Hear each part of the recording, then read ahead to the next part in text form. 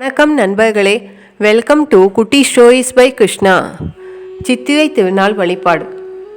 சித்திரை திருநாள் வசந்த காலத்தின் ஆரம்பமாக கருதப்படுவதால் இந்த நாளை மக்கள் உற்சாகமாக கொண்டாடுவது வழக்கம்.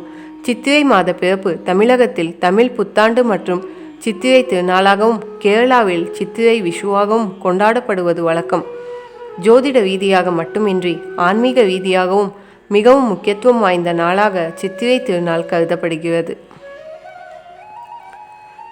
நவகிரகங்களில் தலைமை கிரகமாக விளங்கும் சூரிய பகவானின் இயக்கத்தை வைத்தே தமிழ் மாதங்கள் கணக்கிடப்படுகின்றன. சூரியன் ஒரு ராசியிலிருந்து மற்றொரு ராசிக்கு மாறுவதை மாதப்பிறப்பு என்கிறோம். அப்படி மேஷம் முதல் மீனம் வரை தன்னுடைய ஒரு சுற்று பயணத்தை நிறைவு செய்து மீண்டும் மேஷத்தில் தனது சூரிய பயணத்தை சூரிய பகவான் துவங்கும் நாளையே நாம் தமிழ் புத்தாண்டாக கொண்டாடப்படுகிறோம். 60 ஆண்டுகள் கொண்டு தமிழ் ஆண்டுகளில் தற்போது நடைபெற்று வரும் சொபகிரத ஆண்டு வரும் ஏப்ரல் 13ஆம் தேதியுடன் நிறைவடைகிறது. ஏப்ரல் 14ஆம் தேதி குரோதி எனப்படும் புதிய ஆண்டு பிறக்கிறது. ஏப்ரல் 14ஆம் தேதியன்று சூரிய பகவான் மேச ராசிக்குள் நுழைய உள்ளார். ஏற்கனவே மங்களகாரகனான குரு பகவான் மேச ராசியில்தான் இருக்கிறார். குருவுடன் சூரியன் சென்று சேர உள்ளதால் இந்த நாள் மிகவும் முக்கியத்துவம் வாய்ந்ததாக கருதப்படுகிறது. இது போன்ற சூரிய குரு சேர்க்கை 12 ஆண்டுகளுக்கு ஒரு முறைதான் நடக்கும் என ஜோதிடத்தில் சொல்லப்படுகிறது. இந்த ஆண்டு கூடுதல் விசேஷமாக சூரியனுக்குரிய நாளான ஞாயிற்றுக்கிழமையில் தமிழ் புத்தாண்டு பிறக்கிறது. அது மட்டுமல்ல, முருகப்பெருமானுக்குரிய சஷ்டி திதியும் பெருமாளுக்குரிய திருவோண நட்சத்திரமும் இணைந்து வரும் மிக அற்புதமான நாளில் தமிழ் புத்தாண்டு பிறக்கிறது.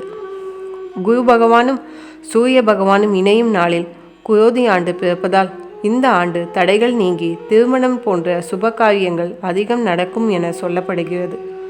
நீண்ட காலமாக குழந்தை இல்லாதவர்களுக்கு இந்த குரோதி ஆண்டில் குழந்தை பெற்று அமையும் என்றும், நீண்ட காலமாக நோயால் பாதிக்கப்பட்டு சிகிச்சை பெற்று வருபவர்களுக்கு இந்த ஆண்டு நோய் தீர்ப்பதாக அமையும் என்றும் சொல்லப்படுகிறது.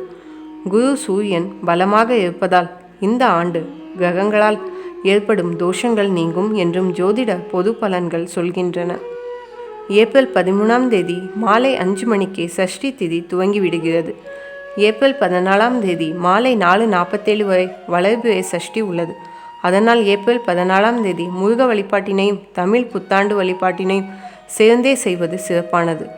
ஏப்ரல் 13ஆம் தேதி இரவே வீட்டின் பூஜை அறையில் ஒரு தட்டில் மா, பலா, வாழை ஆகிய முக்கணிகளுடன் நம்மால் முடிந்த பிற பல வகைகள், தானிய வகைகள், நகைகள், பணம் ஆகியவற்றை வைத்து அதற்கு அருகில் முகம் பார்க்கும் கண்ணாடி ஒன்றை வைத்துவிட வேண்டும்.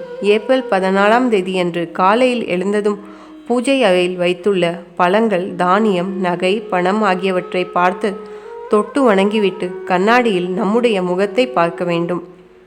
ஏப்ரல் 14ஆம் தேதியன்று காலை 7:30 முதல் 8:30 வரையிலான நேரம் சித்திரை திருநாள் வழிபாட்டினை செய்வதற்கு ஏற்ற நேரமாகும்.